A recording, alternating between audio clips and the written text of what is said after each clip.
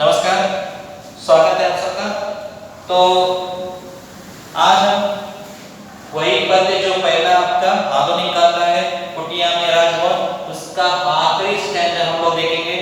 आज ये पाठ आपके लिए खत्म हो जाएगा, आज की कविता खत्म हो जाएगी।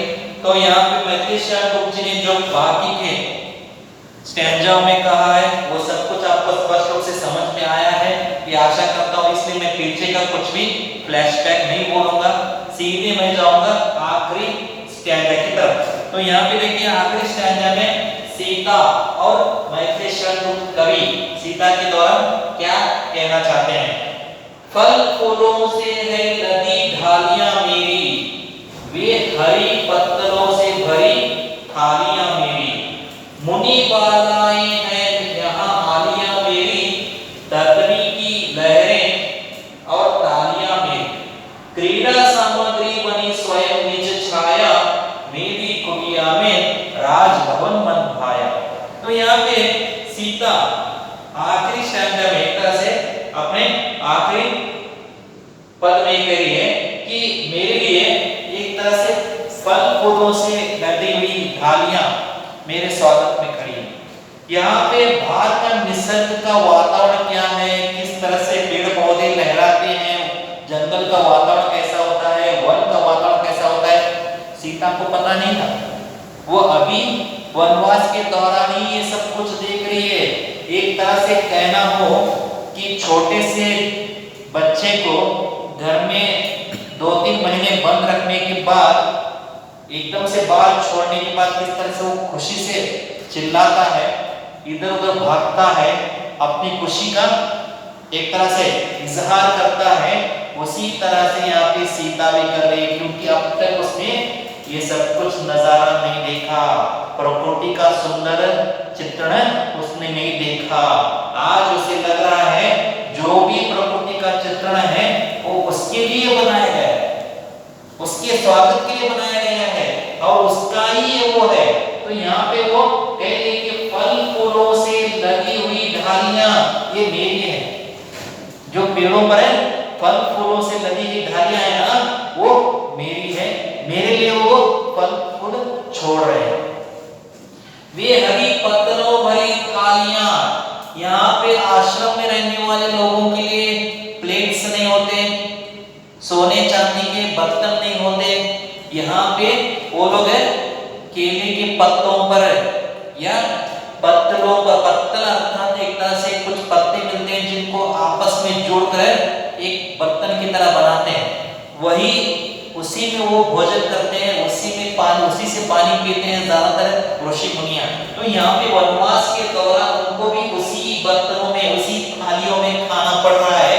तो सीता कह रही है ये थालियां भी मैंने बनाया है अपने हाथों से और ये थालियां मेरी हैं।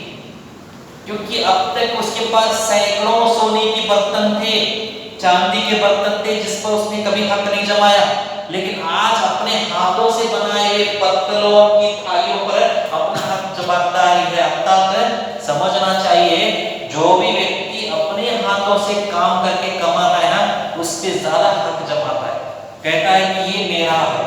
क्यों? क्योंकि उसने अपने हाथों से कमाया, उसको मेहनत से कमाया है। पिता के पैसे खर्च करते समय किसी को समझ में नहीं आता कि कितना खर्च किया है, खुद कमाए हुए पैसों को खर्च करने के लिए कहिए हाँ नहीं मैं नहीं करूंगा। हर बात के लिए सोचता है, हर बात के लिए चिंता करता है, कहाँ गए, कितने गए, हर हिसाब किताब लगाकर सब कुछ सोचता है कि मैंने कितना वे किया था, फिजूल खर्च किया।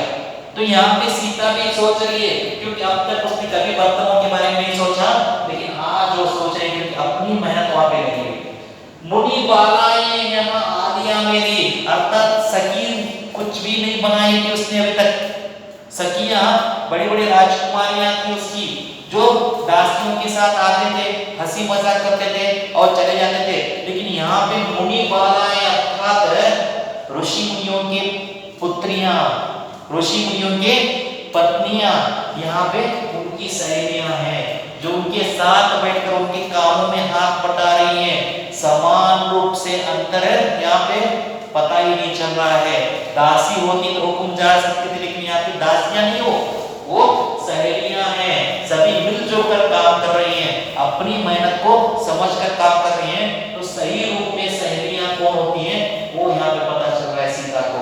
और तटनी अर्थात नदी का किनारा, नदी से बहने वाले झरने का किनारा, उसकी लहरें, उसकी साउंड जो आती है वो वही क्या है, उसके लिए तालियां हैं, शाबाशी है। किसी अन्य शाबाशी की आवश्यकता नहीं है। नदी से बहने वाला जल का जो नाद होता है, उसकी जो साउंड आती है वही उसके लिए शाबाशी है। उसको सुनकर वो महसूस कर रही है कि मेरा काम अच्छा हो गया। और आगे बढ़कर कह रही है कि क्रीड़ा सामग्री बनी उसकी खुद छाया, क्योंकि अब तक महल के अंदर रहते उसको पता ही नहीं था कि उसकी छाया कैसी है, परछाया कैसी है। लेकिन आज वो वन में जाने के बाद धूप के नीचे खड़ी है तो उसकी परछाया जो पड़ रही है उसको पता चल रहा है कि मेरी छाया ऐसी होती है। कितने लोगों को पता नहीं चलता, अमीर लोगों को पता नहीं रहता कि उनकी परछाया कैसी होती है, वो मेहनत क्या होता है पता नहीं रहता। गाड़ियों में घूमते हैं, बड़े बड़े महलों में रहते हैं, एसी रूम में रहते हैं, मेहनत क्या है उनको पता ही नहीं रहता। जब सही रूप में मेहनत करने लगेंगे तब जाकर उनको पता चलता है कि मेहनत का पसीना कितना मुश्किल है बहाना। तो यहाँ पे स्वयं की परछाया से वो खेल रही है, अपनी परछाया से खेल रही है और उसी को अपनी क्रीड़ा सामग्री बना रही है। और उसी दौरान कह रही है कि मेरी कुटिया में राजभवन बनवाया था, मेरी कुटिया किसी राजभवन से कम नहीं है। और यहाँ पे हर एक स्टैंजा के द्वारा वो समझा रही है कि उसका जीवन दुखदायक नहीं है बल्कि खुशी वाला है। वनवास में आकर वो दुखी नहीं है बल्कि ज्यादा खुश है और अपने आप को भाग्यशील समझ रही है, भाग्यवान समझ रही है। बहुत से लोग कहते हैं ग्रंथों के द्वारा कि सीता के आने से राम को वनवास मिला, नहीं बल्कि सीता को पाने के बाद ही राम को असल गृहस्थ जीवन का पता चला। तो यहाँ पे मैं समाप्त करता हूँ, और ज्यादा यहाँ पे एक्सप्लेन हो सकता है लेकिन मैंने कहा जितना मुझे पता है मैंने बता दिया। और मैं आपसे भी कह रहा हूँ कि मेरा बताया वही फाइनल नहीं है, जिससे आपको जहां से भी इससे और ज्यादा एक्सप्लेन मिले उसको लीजिए, गाइड्स मत पढ़िए, बल्कि इससे रिलेटेड कुछ किताबें मिलती हैं, रामायण के ग्रंथ मिलते हैं जिसके अंदर सीता का ये रूप आपको दिखाई देगा। आप पढ़िए, समझ लीजिए कि असल रामायण और सीता का जीवन कैसा था। तो हम यहाँ पे समाप्त करते हैं, कल फिर मिलेंगे। धन्यवाद।